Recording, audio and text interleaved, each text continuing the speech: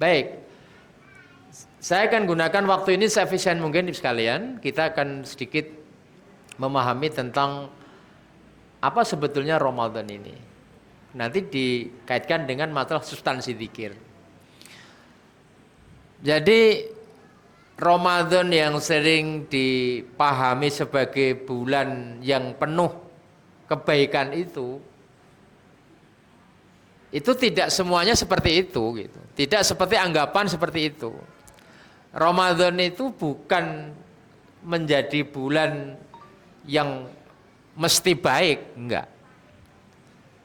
Baik atau tidak baik itu tergantung siapa yang memahami gitu.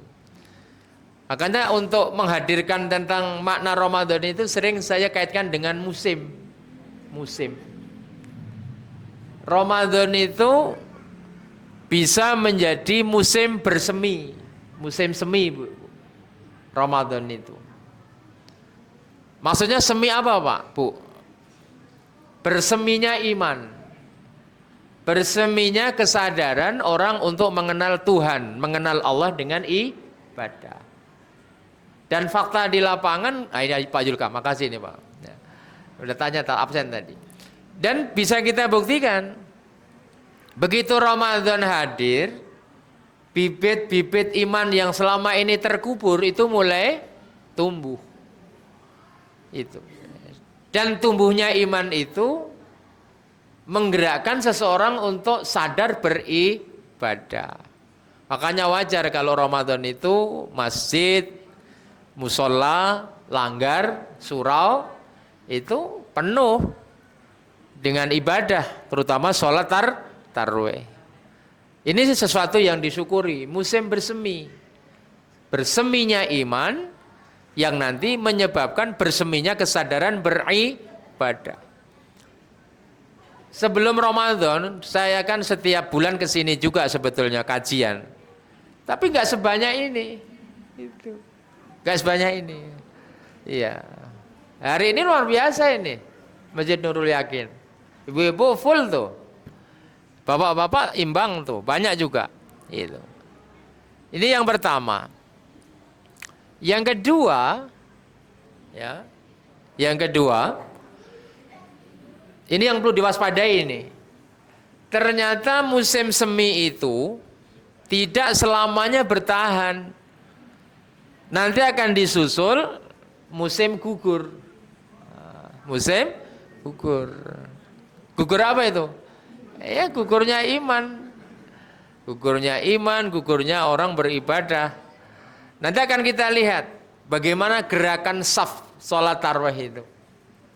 Kalau di minggu-minggu pertama itu ya mungkin masih penuh, bahkan ada yang sampai ke tempat menggunakan teras, bahkan ada yang pasang tenda. Ya, tapi nanti seiring dengan perjalanan puasa itu mulai berguguran. Itu namanya musim gugur. Iman sudah mulai kendor, semangat ibadah mulai berkurang. Dan itu ditandai dengan semakin sedikitnya orang ke masjid. Bahkan nanti, ini kalau nggak waspada, bukan hanya musim gugur, bisa musim mati itu nanti. Lah jamaahnya tinggal aslinya nanti, Pak. Itulah sebetulnya inti jamaah itu di ujung Ramadan. Kalau sekarang di minggu pertama, 10 hari pertama ramai itu kalau saya nggak terlalu kaget. Ya emang begitu kok. Kalau ingin mengukur kualitas diri kita sebagai seorang muslim yang diberi anugerah Ramadan ini, lihat nanti di 10 hari terakhir. Kalau iman kita masih paten, ibadah kita masih konsisten, itu tandanya kita memang betul-betul inti jamaah. Namanya musim gugur. Tapi Ramadan itu juga kadang-kadang bisa menjadi musim paceklik. Paceklik. Tahu paceklik? Musim apa? Ya, paceklik itu gagal panen, Pak. Iya. Gagal panen. Bagi siapa? Ini hati-hati nih, Pak.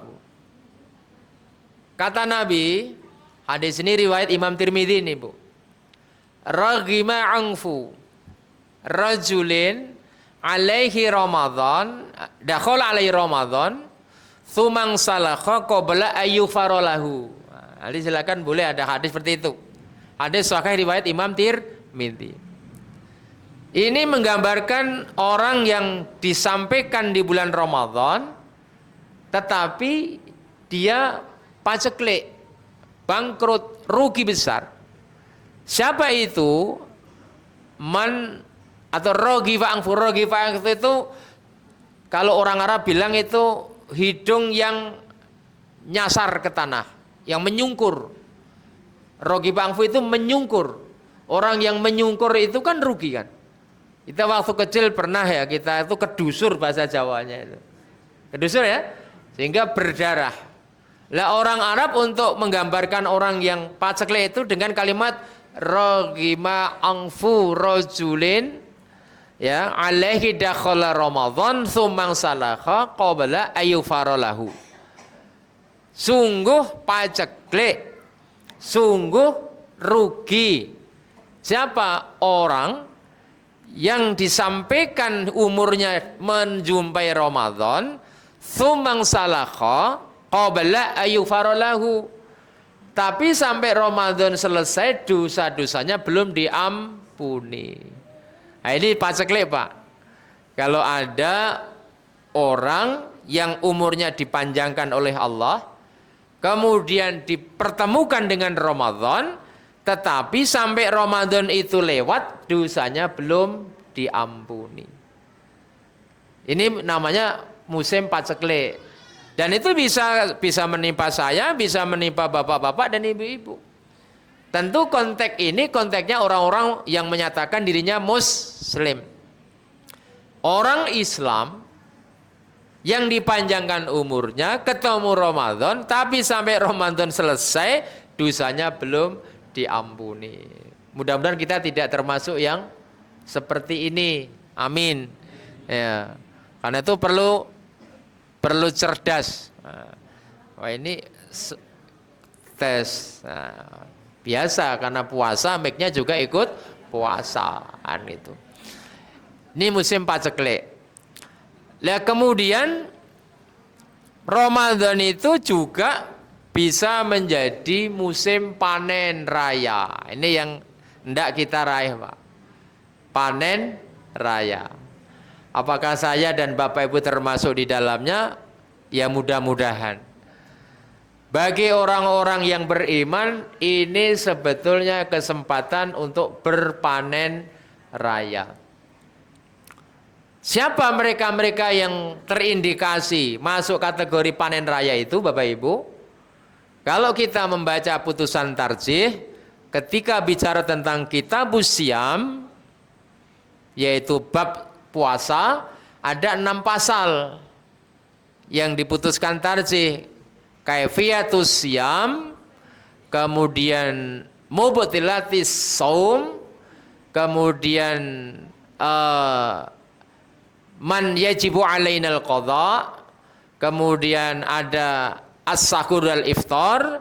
Nah, nanti yang poin ke-6 itu terakhir gini. Fadhailul a'mal namanya. Amal-amal utama.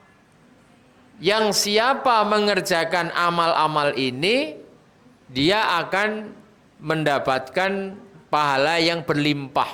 Saya menggunakan istilah panen raya. Saya akan bacakan matannya gini.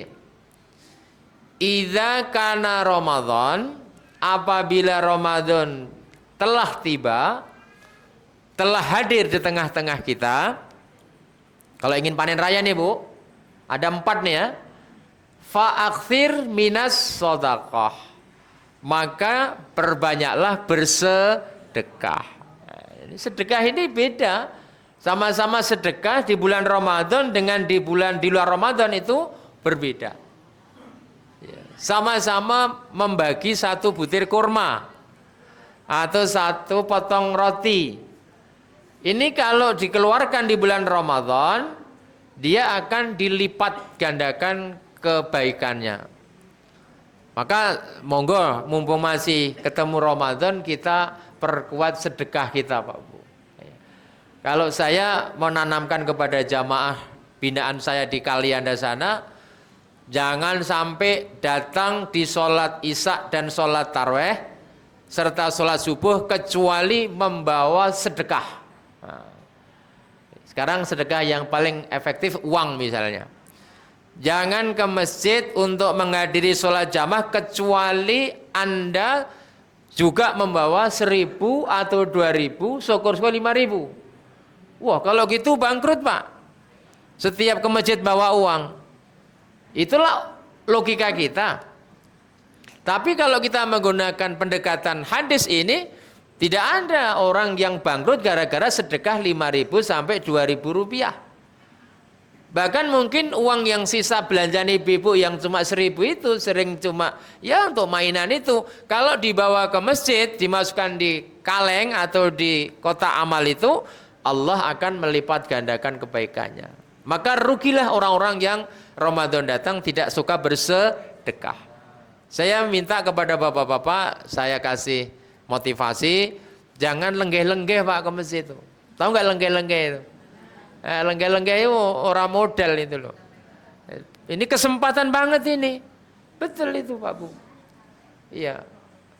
Kita harus menggunakan akal yang benar. Berapa uang yang kita hambur-hamburkan untuk hal yang tidak bermanfaat, yang tidak pernah menjanjikan kebaikan. Apalagi mohon maaf kalau masih ada yang perokok. Mudah-mudahan Bapak yang masih merokok bertobat di Ramadan ini ya. Berapa mubazirnya perokok itu? Berapa kerugian yang ditanggung oleh para perokok? Setiap hari 1 bungkus, 2 bungkus, nggak ada pahalanya, malah muzorotnya iya. Ya. Tapi kalau misalnya kos biaya rokok itu kita alihkan di Ramadan, nggak usahlah 20.000 terlalu besar.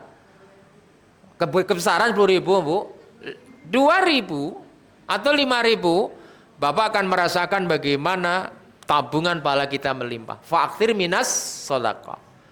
Ibu-ibu yang kebetulan punya tetangga, kalau pas masak bikin bukaan itu ada kelebihan kolak, nggak usah nunggu kelebihan lah. Kita masak kolak, coba sisihkan untuk tetangga kita itu. Makanya sampai Nabi wanti-wanti, hendaknya kita ini bersedekah walau dengan sebutir kurma. Ini sebuah motivasi ya, jangan sampai Ramadan itu berlalu begitu saja. Faqir minas shadaqah. Itu. Karena ini bulan di mana Allah sekali lagi melipat gandakan panen raya. Panen raya. Gitu. Nah, yang kedua, amalan apa yang membuat kita panen raya? Setelah faqir minas shadaqah wa mudarasatil Quran. Mentadarus Al-Quran. Tadarus itu Bapak Ibu kalau boleh saya luruskan ya, itu bukan sekedar membaca dan mentargetkan sekian kali khatam dalam sebulan. Ya, itu bagus, dapat pahala. Tapi tadarus yang kita pahami dengan hadis setiap Ramadan Jibril datang mentadarus Rasulullah itu, bahwa makna tadarus itu ada 4 muatan. Jadi tadarus yang sesungguhnya itu harus ada 4 unsur. Apa 4 unsur itu? 1. Tadarus itu dimulai dengan tilawah yang benar. Membaca Quran dengan benar. Warattilil Qur'ana tartila. Bukan sekedar baca serampangan, tapi membaca yang dipenuhi kualitas hukum bacaan, makhrajul huruf, sifat-sifat huruf, dan sebagainya. Yang terkait dengan cara membaca Quran yang benar. Itu kalau Quran mengatakan warattilil Qur'ana tartila. Jadi tadarus itu membacanya benar.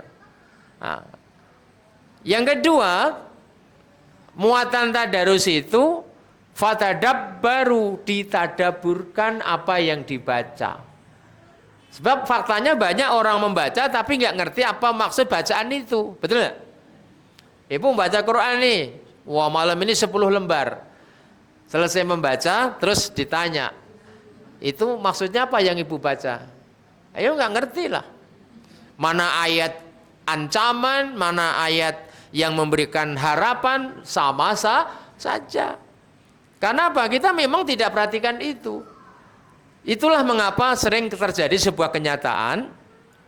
Ada orang membaca Al-Quran ketemu ayat ancaman, tidak ada rasa takut. Tidak ada satu. Bahkan ada ayat dia baca sebagai pedoman bagaimana cara mencari rezeki. Dia baca, dia bunyikan ayat itu, tapi tidak ditadaburi, Pak. Akhirnya antara yang dia ucapkan di lisan dengan tindakan tidak sinkron. Contoh ayat 168 surat Al-Baqarah. Contoh. Ketika Allah Subhanahu wa taala berfirman begini. Bismillahirrahmanirrahim. Ya ayyuhan nas kulu mimma fil ardi halalan thayyiba. Wala tattabi'u khutuwatis syaitan innahu lakum aduwwum mubin. Kalau ingin dilengkapi 169. Innama ya'murukum bis-su'i wal fasya'i wa antakulu 'alallahi ma la ta'lamun. Ada yang sudah sampai ayat ini? Bacaannya? Udah nyampe lah, ibu-ibu kan rajin baca. Kalau kita terjemahkan kan gini. Hai sekalian manusia.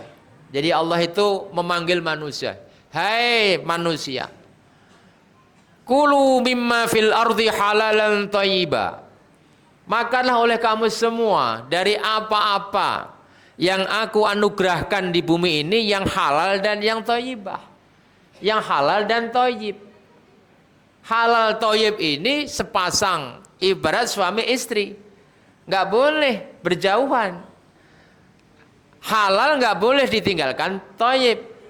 Thayyib nggak boleh jauh dari halal. Walaupun ada Bang Thayyib. Ya, Bang Thayyib nggak pulang. Nah, ini sepasang, Bu. Iya. Sama dengan suami istri ini. Kalau salah satunya ditinggalkan, terjadi keguncangan. Nah, Allah firmankan, makanlah apa-apa yang aku anugerahkan kepadamu di bumi yang halal thayyibah. Wala tattabi'u khutuwatis syaitan, dan kamu jangan mengikuti langkah-langkah setan. Innahu lakum aduwwum mubin, karena setan itu musuhmu yang nyata. Yang ngasih tahu itu Allah yang menciptakan kita. Kalau yang ngasih tahu bukan Allah boleh diragukan. Ah, kamu aja Ica-Ica. Boleh. Kalau yang ngasih cuma saya, ibu boleh nggak percaya. Tapi kalau yang memberitahu adalah zat yang menciptakan kita, yang memahami kualitas hidup kita, alasan apa kita tolak? Sampai kemudian Allah kuatkan lagi, innama ya'murukum bis-su'i wal fasya. Karena sesungguhnya setan itu tugasnya hanya menyuruh kamu berbuat mungkar dan keji. Keji dan mungkar. Wa antakulu 'alallahi ma la ta'lamun, dan tugasnya itu ngomongin tentang Allah yang dia tidak tahu. Disiplinnya orang yang tadarus dengan Quran ini, tentu dia akan sangat berhati-hati di dalam mencari dan mengkonsumsi makanan. Tapi karena ayat ini tidak ditadarus, akhirnya kita membaca berita hari ini. Ada Kapolres, dia gajinya sudah gede, tunjangannya gede. Mungkin kalau di sana ada perusahaan juga dapat setoran dari perusahaan-perusahaan, masih makelar sabu-sabu. Pernah dengar berita itu? Wah, itu baru viral itu. Kapolres Bima sana. Dekat Pak Misbah ya? Iya. Kampungnya Pak Misbah ya? Sana lagi, iya. Coba Pak Bu. Kalau dipikir loh, gaji Kapolres itu pasti gede. Iya. Belum ada remunerasi lagi. Tuken lah kira-kira, tunjangan kinerja. Belum yang lainnya, mungkin orang terima kasih ngasih itu. Mobil tinggal naik saja, karena difasilitasi negara kan itu. Nggak perlu nyuci mobil, drivernya sudah ada, duduk manis. Masih kurang. Yang di otaknya masih bagaimana punya Alphard. Harganya ya murah sih, cuma 1,8 miliar. Coba Pak kalau dipikir loh, apa nggak ngeres hidup ini? Itu yang kelihatan gede-gede loh ya. Lah yang kecil-kecilan di pasar sebelah masjid ini bisa saja itu. Sore ini tadarus Quran, malam ini ketemu ayat ini, begitu besok jualan, ngoplos dagangan. Mengoplos barang busuk dengan barang yang baik. Timbangan dirubah. Ukuran tidak dipaskan. Kan curang itu, berarti makan sesuatu yang tidak halal. Ini sebutnya sekalian. Tadarus itu bukan sekedar membunyikan, tetapi fatadab baru kamu renungkan apa yang kamu baca. Maka kalau menurut pandangan saya, membaca satu lembar dengan benar disertai memahami makna ayat itu lebih berkesan daripada membaca berlembar-lembar tetapi tidak paham yang dibaca. Cuma pemahaman ini jangan sampai nanti salah paham. Nah kalau gitu ngapain membaca, percuma. Enggak, saya tidak mengatakan itu. Ibu bapak membaca Quran itu mendapat pahala. Jangankan membaca lancar, terbata-bata saja dinilai kebaikan. Tapi akan lebih terasa kalau kemudian ditadaburi. Ramadan gini kan mesti punya Quran terjemah, ya. Setelah kita makan sahur masih ada waktu, kalau enggak zikir wirid, baca Quran, habis asar begitu pula. Lumayanlah satu lembar tapi tahu terjemahnya. Nah, yang ketiga, ini tadarus nih Bu ya. Setelah ditilawah dengan benar, ditadabur maknanya, yaitu ditahafudz, disimpan, dihafal dalam memori. Sekarang lebih sekalian ya, kalau kita mau jujur, susunan otak kita hari ini itu lebih banyak mikirin apa? Lebih banyak mikirin hukum Al-Quran atau mikirin dunia? Ah, jujur berarti. Jujur. Ya, sehingga wajar kalau kita ini sering nyimpang jalan. Karena remote kontrolnya itu tidak standby, Bu. Nah, remote control itu. Sementara Quran itu adalah remote control. Bagaimana orang melakukan dosa ketika otaknya tersimpan memori ayat? Walaupun dalam kesunyian, dalam kesendirian, dia akan terkontrol, Pak. Memang orang nggak ngelihat, nggak ada yang tahu.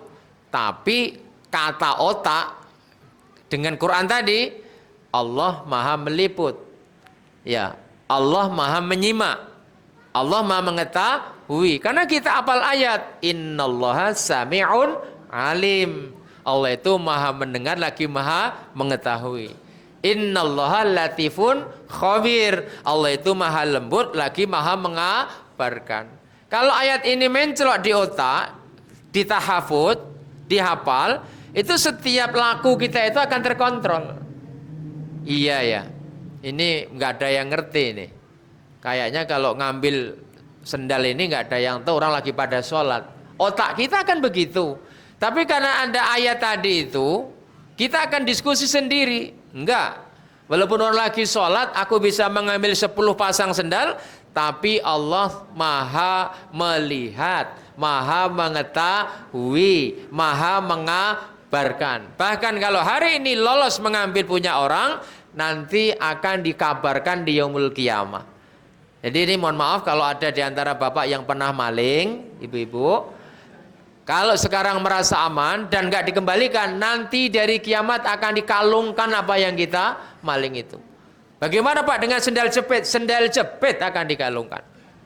Itu. Makanya tadi termasuk maling tanah, wow berat Pak, 7 lapis bumi akan bergelayutan di leher kita. Bayangkan 7 lapis bumi, sekarung pasir sudah nggak kuat kita ngangkat tengkuk. Nah, mikir-mikir kalau ingin jadi maling. Tapi gimana Pak Ustadz, sudah kelanjur? Ya kalau sudah kelanjur kembalikan kalau masih ada. Kalau nggak ada temui yang bersangkutan, ngomong jujur. Bu, saya dulu pernah nyuri. Nyuri apa Bu? Itu melinjo di kebun Ibu. Melinjo itu kalau kamu orang Lampung itu tangkil. Nanem enggak, pulang dari kebun panen tangkil. Iya, tapi udah lama Bu. Mohon keikhlasannya. Silahkan. Ini bahayanya. Dan itu efek daripada tahafudz. Maka lihat Pak, para penghafal Quran itu lebih terprotek dia. Karena dia dikontrol gerakannya itu oleh semangat Quran tadi. Nah, kemudian yang terakhir, yang namanya tadarus setelah ditilawah, ditadabur, ditahafud, ini yang paling berat. Dita'ammul namanya. Apa dita'ammul? Dipraktekkan dalam kehidupan sehari-hari. Sehingga Quran itu hidup. Jangan kita punya Quran tapi kita hidup seperti nggak punya Quran. Hah? Banyak sekarang ini orang punya Quran, bisa baca Quran, apalah Quran dilombakan, tapi perilakunya jauh dari Al-Quran. Contoh paling kecil, dia membaca ayat, ara'aital ladzi yukadzibu biddin, fadzalikal ladzi yad'ul yatim, wala yakhudu ala ta'amil miskin, fawailul lil musallin. Seterusnya ayat. Ini kan ayat kritik sosial kita. Pendusta, kata Allah. Tahukah kalian siapa pendusta agama itu? Ini bukan ngancam orang kafir, Bu. Ayat ini dialamatkan ke saya, ke ibu sekalian. Benar-benar dusta kamu beragama itu. Kenapa dikatakan dusta? Yaitu ketika kamu melihat orang-orang miskin tapi tidak kamu perhatikan. Kamu punya tetangga anak yatim tapi tidak kamu urusi. Maka walaupun sholat, fawailun, celaka kamu sholat. Nggak ngefek bahasanya itu. Waduh, semakin dipahami Quran ini semakin gimana ini Pak, lebih baik nggak punya Quran. Lah, justru bersekolah punya Al-Quran. Kita bisa mengukur kualitas keagamaan kita ini. Kita masih tergolong orang-orang pendusta kalau kita tidak punya empati namanya terhadap fuqara wal masakin. Karena itu mari kita naikkan kualitas agama kita, peman kita. Kalau selama ini kita asyik ngurusi diri kita, di luar sana ada juga yang perlu kita santuni, ada yang perlu kita selamatkan. Itu agama, Pak. Inilah Islam. Dan sebetulnya Ramadan yang inti ibadahnya salah satunya Shom Ramadan untuk melahirkan dua nilai yang sangat dominan. Satu, menghidupkan nilai transendensi. Apa itu? Nilai-nilai keilahian, nilai-nilai spiritual. Ya, yang kedua, menghidupkan humanisme atau humanism, nilai-nilai kemanusiaan. Monggo mulai kita naikkan pemahaman agama kita. Itu kalau kita ingin berpanen raya. Ada dua tadi ya, satu fa'akthiru minas shadaqah, yang kedua mubdarasatil Quran. Yang ketiga, dengan apa kita bisa panen raya? Ternyata menurut yang diputuskan tarjih, waqum qiyamul lail arba'an au masna thumma salasan. Yaitu tegakkan sholat malam atau sholat qiyamul Ramadan, atau sering disebut sholat tarwih. Arba'an boleh kamu kerjakan 4 atau 2 tutup 3. Sholat tarwih. Sholat tarwih ini sholat sunnah. Sholat sunat, nggak masuk wajib. Tapi kalau ini diperlakukan dengan serius, dikerjakan atas dasar iman dan ihtisab, wah itu mendukung amal kebaikan, Bu. Iya, jangan meremehkan itu. Ini kita ngomongin hal-hal yang bisa menjadi kita panen raya. Tentu tidak melupakan yang wajib, itu pasti. Sampai ada sebuah hadis begini, Ibu. Ini mudah-mudahan bisa memotivasi. Saya kutip tadi sebuah hadis, man taqarraba fihi bi khoslatin minal khair kana kaman adda faridatan fi ma siwahu. Wa man adda fihi faridatan kana kaman adda sab'ina faridatan siwahu. Artinya gini, barang siapa mendekatkan diri kepada Allah di bulan Ramadan ini dengan suatu amal sunnah. Nah, sholat tarawih kan sunnah kan? Maka pahalanya seperti dia melakukan amalan fardu di bulan yang lain. Paham ya? Kita menjalankan puasa sholat sunnah, sholat tarawih kan sunnah nih. Tapi karena dikerjakan di bulan Ramadan, itu pahalanya seperti kita mengerjakan amalan wajib di luar Ramadan. Apa enggak luar biasa lompatannya itu? Kemudian dilanjutkan waman adda fihi khaira faridatan kaman adda sab'ina faridatan siwa fihima siwa. Dan barang siapa yang melakukan amalan fardu di bulan ini, sholat 5 waktu, puasa wajib Ramadan, maka pahalanya seperti telah melakukan sab'ina faridatan, 70 amalan fardu di bulan lainnya. Gimana nggak panen pahala kita ini, Bu? Ya.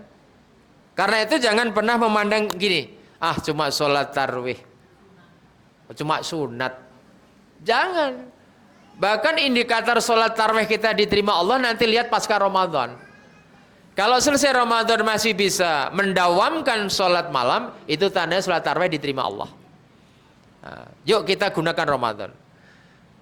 Kemudian terakhir, masih ada 5 menit ya Mas ya. Nah, masih lama? Iya, pokoknya karena nanti ada harga pintu, ada door prize. Ya, door prize kan harga pintu kan. Ya, ada itu pahala-pahala insyaallah. Nah, terkait dengan maskulat malam ini Bapak sekalian, jangan malah amalan yang bisa mendongkrak pahala tapi malah menjadi sumber bencana. Apa sumber bencananya?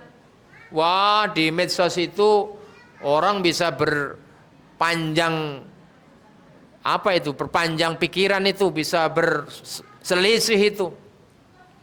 Gara-gara mensikapi sholat tarawih. Nah, ada yang menyatakan sholat tarawih itu nggak ada 11 rakaat itu. Yang 11 rakaat kepancing.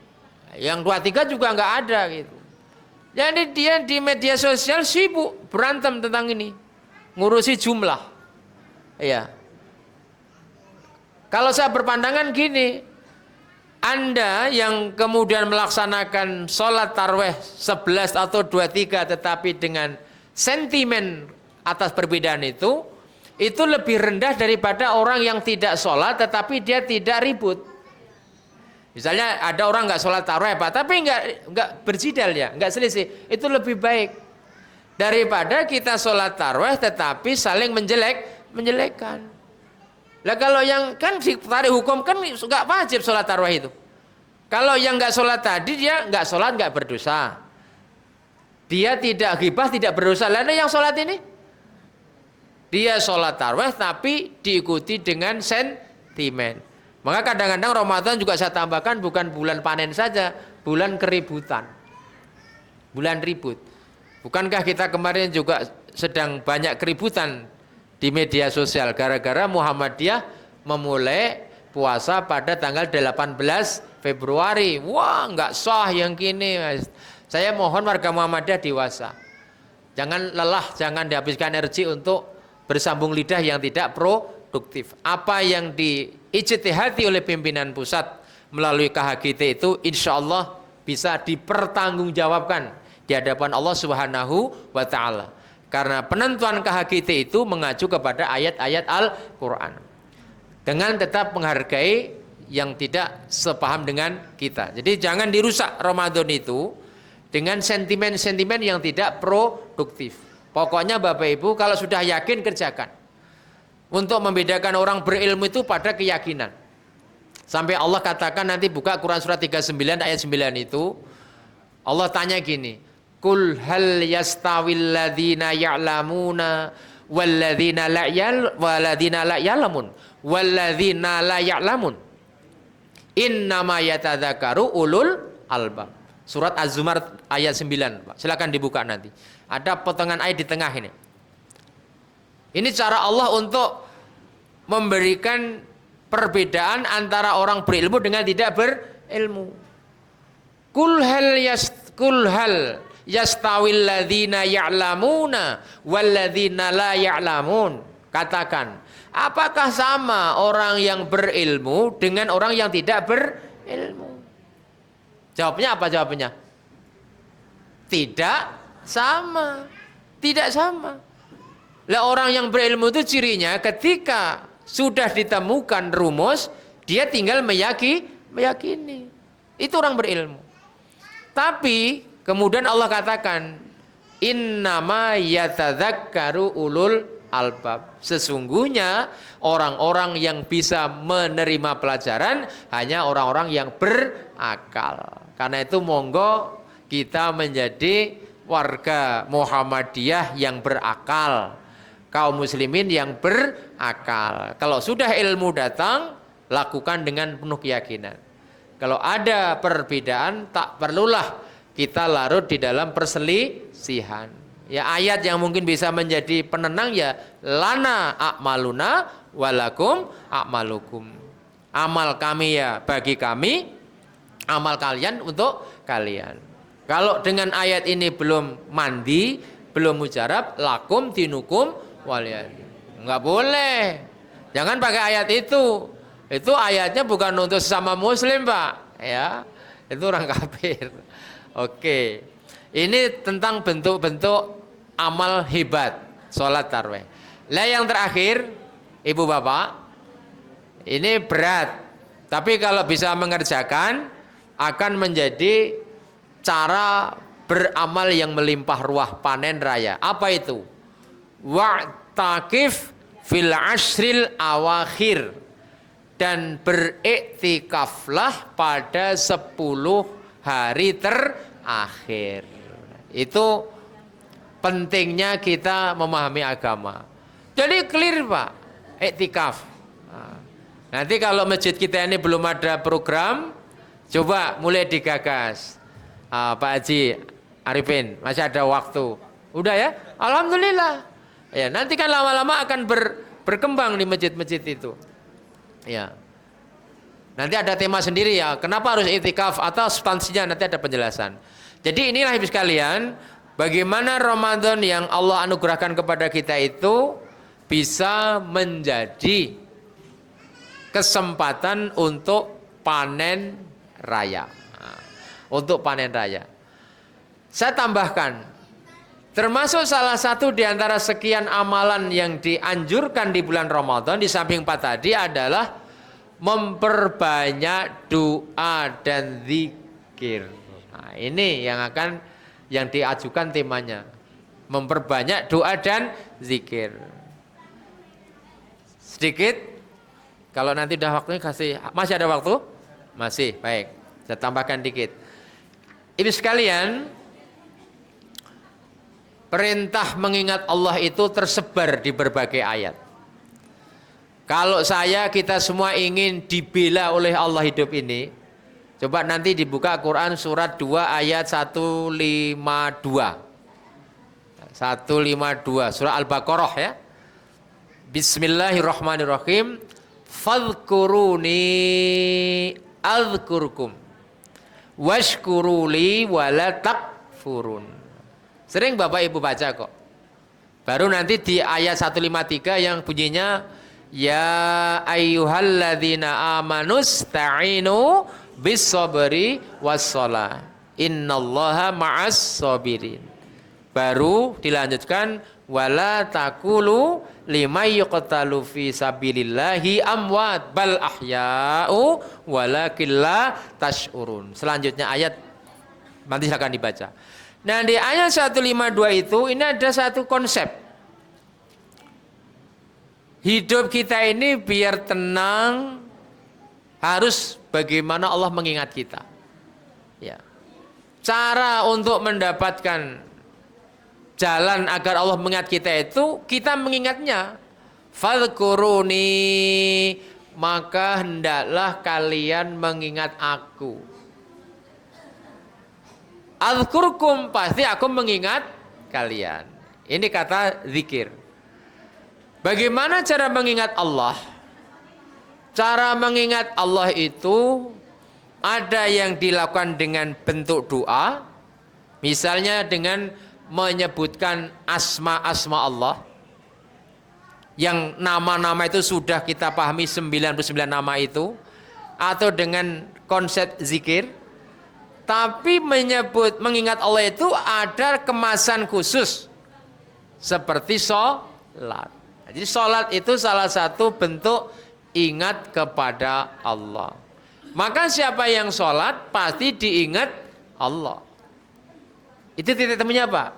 Jadi fadhkuruni, maka ingatlah aku, adzkurkum, aku pasti mengingat kamu. Cara mengingat Allah itu bisa dengan menyebutkan asma Allah. Allahu la ilaha illa huwal hayyul qayyum. Kemudian la ta'khudhu sinatun wala naum, ayat kursi. Atau misal dengan al asmaul husna, ya. Ya Allah, ya Rahman, ya Rahim, ya Malikul Qudusus Salamul Mu'minul Muhaiminul Azizul Jabbarul Mutakabbir, ya Jabbar, ya Sattar, ya Qahar, ya Latif, ya Khabir, seterusnya itu. Ada bentuk mengingat Allah yang sudah didesain. Apa itu? Dengan sholat. Jadi orang-orang yang menjaga sholat otomatis diingat Allah. Asal sholatnya benar. Bukan sembarang sholat, Bu ya.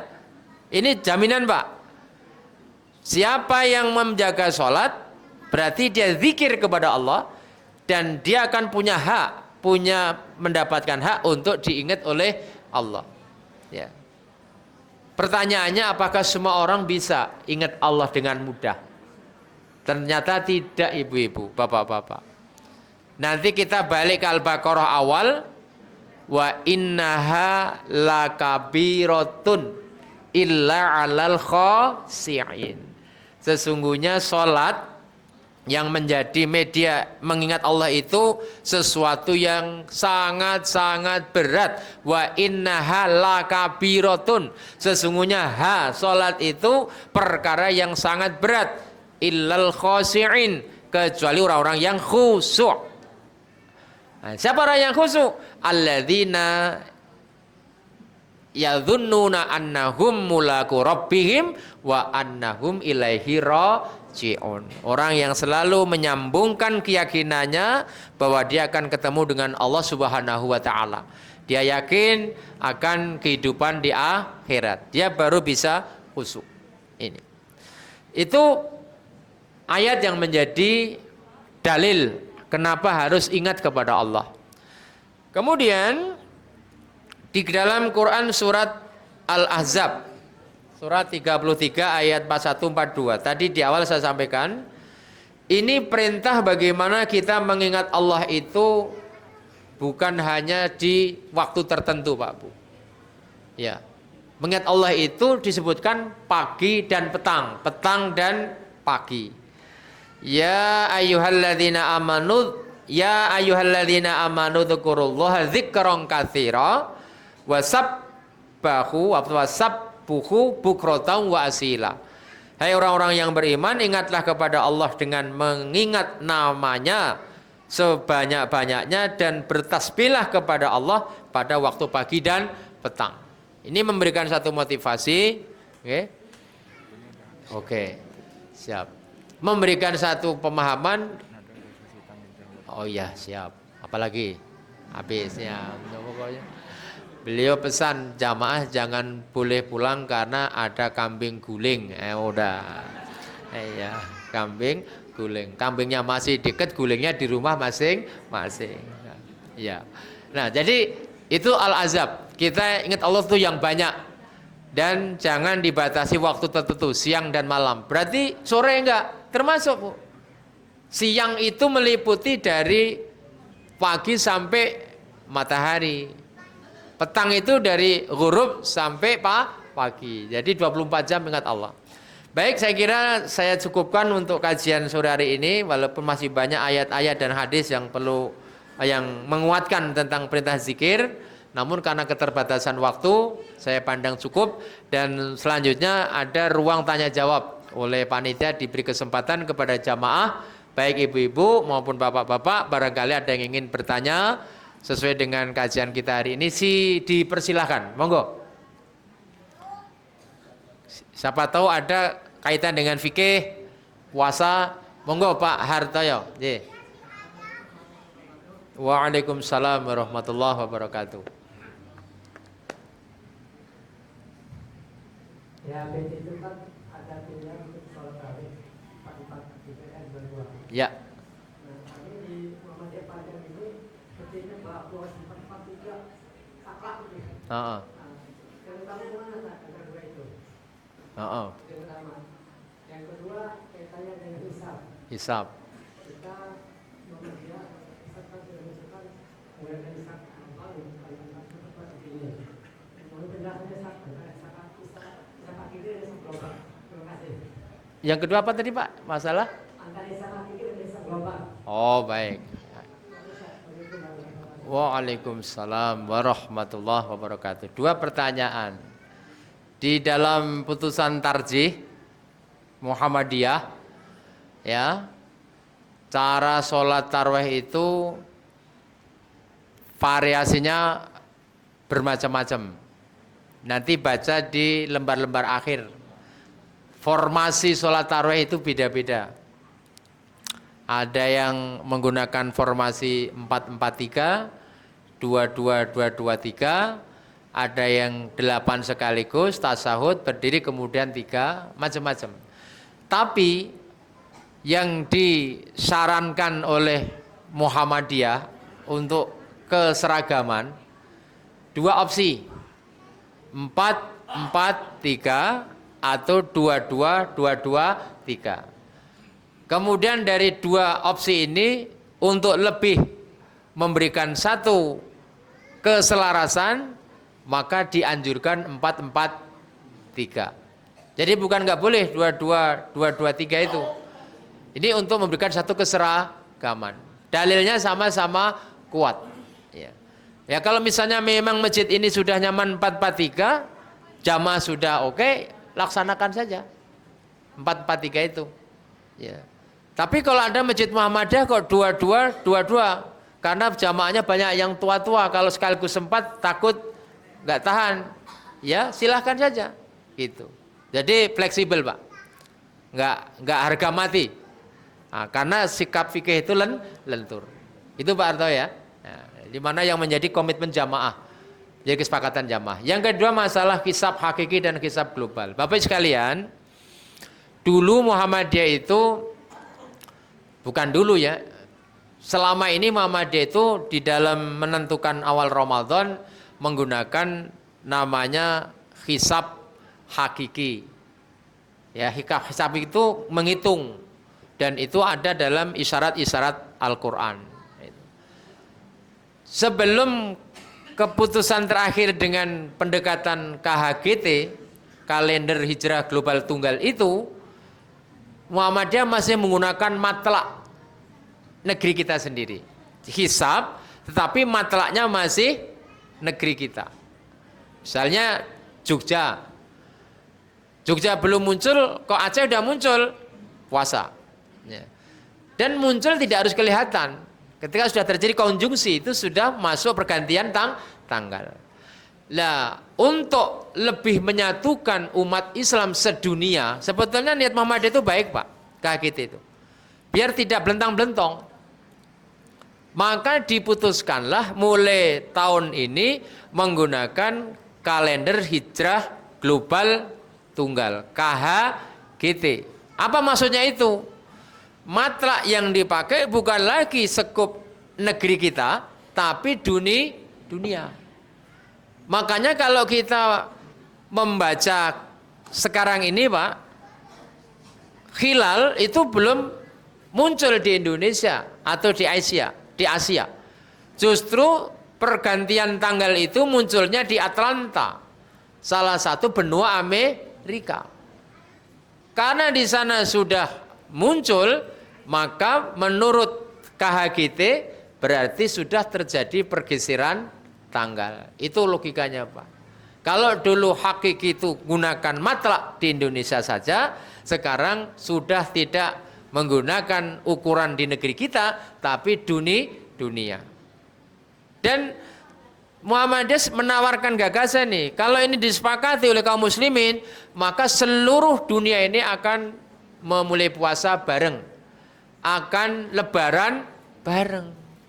Tapi karena masih adanya perbedaan pemahaman, yang satu menggunakan pendekatan hadis dengan sabda Nabi, mulailah puasa ketika engkau melihat bulan dan berbukalah, artinya lebaranlah ketika melihat bulan, dan kalau terjadi mendung sempurnakanlah 30 hari bulan Sya'ban. Ini akhirnya belum ada titik temu. Ada satu hadis Pak yang mungkin dilupakan. Kalau misalnya hisab itu dibenarkan oleh ajaran Islam, kenapa di zaman Nabi tidak dipraktekkan hisab? Hadis ini perlu dimunculkan Pak, tapi selama ini tidak diangkat. Apa hadisnya? Kata Nabi, nahnu ummatun ummiyatun la naktubu wa la nahsibu. Kami, kata Rasulullah, umat ketika itu umat yang ummi. Ummi itu artinya la naktubu wa la nahsibu, belum bisa menghitung. Ketika itu belum ada ilmu pengetahuan secanggih ini Pak. Tapi disadari, maka simple cara puasanya, pokoknya ngelihat puasa, mendung sempurnakan. Sementara Quran itu sifatnya merangsang pemikiran kaum muslimin. Dalil tentang hisab di surat Yunus ayat 5, di salah satu ayat dalam surat Yasin, ini memberikan motivasi agar kita berpikir. Itulah munculnya penghitungan itu. Itu secara ilmu. Kemudian argumen yang kedua, kalau semuanya harus menyalahkan hisab, saya ingin tanya, itu jadwal imsakiyah itu disusun setelah kemarin lihat ru'yat atau sebelum? Bukankah sebelum puasa sudah ditebarkan jadwal imsakiyah? Dari mana Bapak bisa menemukan angka hari ini maghrib pukul 18.23, Isya 19.35, dari mana? Dari ru'yat. Nah, disinilah ketidak harmonisasinya antara pengetahuan, antara praktek dengan teori. Mestinya termasuk jadwal sholat loh Pak. Kenapa bahkan kalender yang kita pasang itu sudah bisa menentukan tanggal ini lebaran? Ibu-ibu yang punya kalender udah ada ya? Mestinya jangan ditulis dulu dong. Nunggu nanti ru'yat. Kok udah dikasih tanda merah tuh? Pakai apa kira-kira? Hitung Pak, hisab. Oh tapi ini khusus untuk puasa.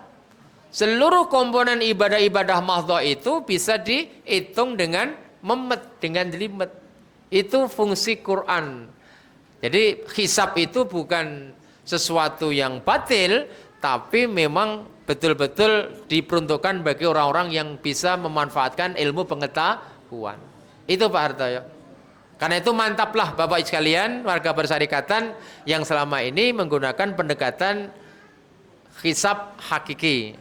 Atau sekarang kerennya kalender hijrah global tunggal. Dan insya Allah yang puasa kemarin pada hari Rabu itu bukannya Muhammadiyah Pak. Arab Saudi, Qatar, Yaman, ya negara-negara Arab juga sudah pada puasa. Tapi kita bukan persoalan itu. Persoalannya karena di belahan bumi dunia ini sudah menunjukkan pergeseran tanggal.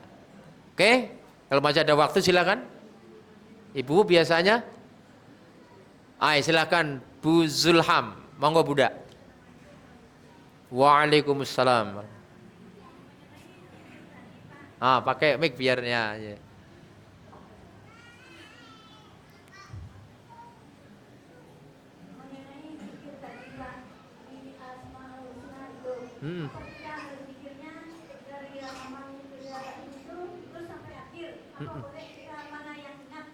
Baik, ya. Waalaikumsalam warahmatullahi wabarakatuh. Apakah ketika kita zikir dengan Al-Asmaul Husna itu harus tartib, urut, dan harus semuanya? Tentu tidak. Kalau ibu bapak hafal semuanya itu utama. Tapi kalau hafalnya cuma 10 itu bagus. Jadi monggo, kok nggak bisa runtut? nggak apa-apa. Terserah mana yang lebih kita hafal. Itu. Jadi nggak ada patokan harus runtut, harus semuanya dihafal. Hafalnya cuma 10, hafal aja 10. Allah, ya Rahman, ya Rahim tadi itu. Ya Kudus, ya Salam, ya Muhaimin, ya Ghafar, ya Wadud, ya Ghafur, ya Ghani. Habis, ya sudah. Besok ulang lagi. Gitu sifatnya Buddha. Oke. Cukup? Baik. Demikian jamaah rahimakumullah kajian yang bisa saya sampaikan. Mudah-mudahan kita semua senantiasa diberikan oleh Allah Subhanahu wa taala keteguhan iman Islam dan kita bisa memanfaatkan Ramadan ini dengan berlomba-lomba dalam kebaikan. Amin. Saya mohon maaf bila ada sesuatu yang kurang berkenan. Saya akhiri. Subhanakallahumma wa bihamdika asyhadu an la ilaha illa anta astaghfiruka wa atubu ilaik. Billahi taufiq.